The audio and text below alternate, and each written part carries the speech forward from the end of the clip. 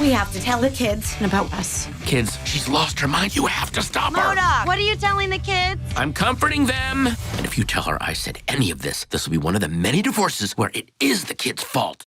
So you are no stranger to working with animation, obviously, but I'm wondering, how was working with M.O.D.O.K different, or was it at all?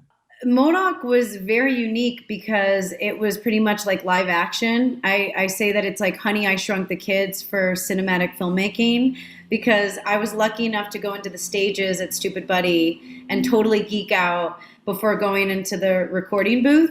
So I got to hold my puppet. I got to see them with they have just loads and loads of different types of hands and different types of lips, and the detail of the seamstress putting the darts on Jodie's jacket, and the construction workers. It's basically like real construction except shrunken. And so I felt like I was a tiny cog in a huge machine. And it was like Santa's workshop going in there. I felt like it was just elves making monsters out of wires, and so I had never experienced stop motion animation. That was I guess a technology that Stupid Buddy had just created specifically for the show, and I was floored. So obviously Family Guy is so fast. I feel like I went in there and recorded with, I think Seth, I don't know if Seth was directing that episode, but they're just so fast. You're in and out, and you just try to not mess up and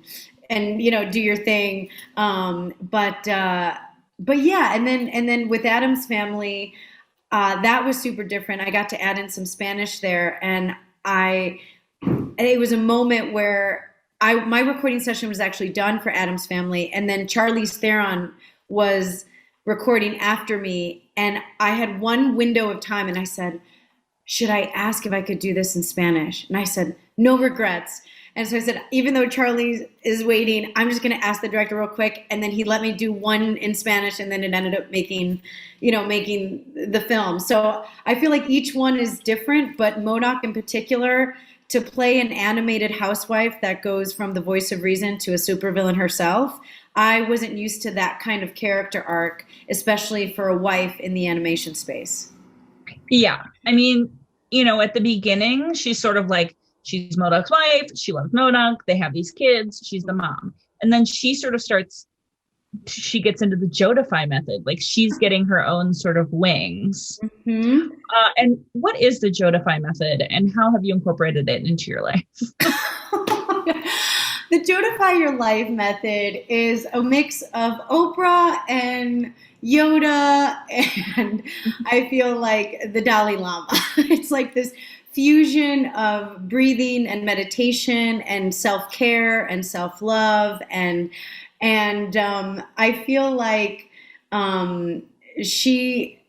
you're right. She starts off at the voice of reason, but because she's married to a supervillain, I feel like she has loose morals herself, and she starts dating Avenger adjacent Wonder Man, and he self-describes as underwear model and lover of M.O.D.O.K's wife, which of course M.O.D.O.K is not happy with. So I feel like she does start out as a mother of two, a loving wife, and she finds her career later on in life, which egomaniac hubby does not appreciate, and hence drama ensues, and even her kids are like, Mom is messed up. Like she just throws everyone down the river, and I feel like it's such a fun role when you're playing a animated woman who fell from grace, because she's not the typical animated wife that's like, yes, honey, whatever you want, like I'm fine, just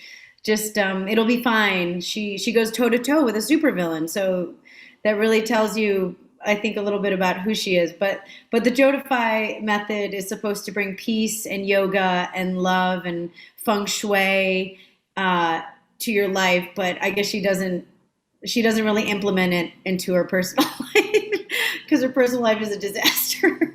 I mean, M.O.D.O.K stands for Mental Organism Designed Only for Killing. And so there's also like some sort of questioning there.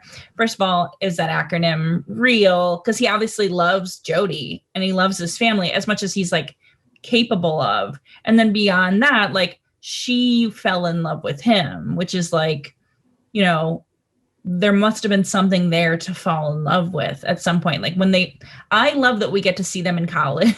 Like we get to see their early sort of relationship, and we sort of go like, oh, I see why this maybe would have happened. Do you know what I mean? Exactly. I feel like this love story is the motor for the show. I think Jodie is M.O.D.O.K's Achilles heel. Yes, he wants to destroy the world. Yes, he wants to blast all humans back to the dinosaur age.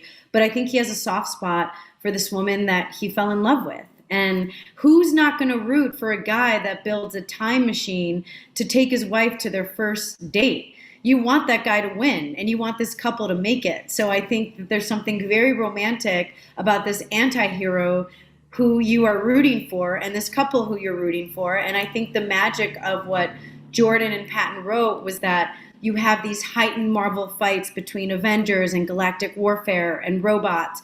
But in the end, it's just about a family that's dysfunctional and about a couple that's grown apart, which is very relatable, right? You like what happens when you have kids and you can't spend as much time together, or what's happening now. You have to go from mom to mom and teacher, and your own fitness instructor, and you just like what happens when the world is turned upside down that really shows who you are. And I feel like there's these two people who are just trying to figure it out, and you see them dancing and laughing and I feel like what's so unique about the show is that you see a supervillain not only have a midlife crisis, not only take out the garbage, not only have to deal with paying bills and be a father to their teenagers, but you also see a supervillain struggle with love and the woman of his dreams and rejection. And so I feel like M.O.D.O.K is treated like a washed up celebrity, and your heart goes out to him. You're like, come on, just give him his torture chambers back. But he's like, how can I destroy the world if my torture chambers have been replaced by yoga studios? It's impossible to be a supervillain. You guys are killing me here. So Patton is just so endearing, and you just find yourself, like you said, rooting for this couple and seeing why they fell in love in the first place. I mean, it's interesting. How do I put this? There are stages that marriages go through. Do you know what I mean? Especially like, everyone thinks a marriage 10 years in, 20 years in, like let's say they have a teenager, so they're probably 20 years in this marriage. Like a marriage 20 years in is not the same marriage as it is 2 years in. Do you know what I mean? Like they're now focusing on parents. They're maybe not focusing on romance as much, like all these different things. And so to sort of see how they sort of re-find each other, it does add like a very relatable human element to the show, which I really liked. Yeah, that I don't think we've seen in this space, right? No. We've never seen a supervillain after the fight or him dealing with his family. So you're absolutely right. I think that everyone has dealt with heartbreak. Everyone has dealt with loss. Everyone has dealt with being in love, unrequited love, right? Those are just such human, like Shakespearean feelings. And you might drop a tear or so, which will surprise you. At the end of the episode, somehow, even though there's Martians and aliens and robots and galaxies and you're like, that is wrong. You're going to watch the show and say, I can't believe that just happened. That is messed up. That is messed up. And then while you're saying that, a teardrop is going to fall from your eye and you're like, why am I crying right now? So I think that they did a beautiful job of a character-driven show in a world of absurdity. Yeah! Woohoo! I'm not listening when you say Toot toot toot, right? Toot toot toot toot toot toot.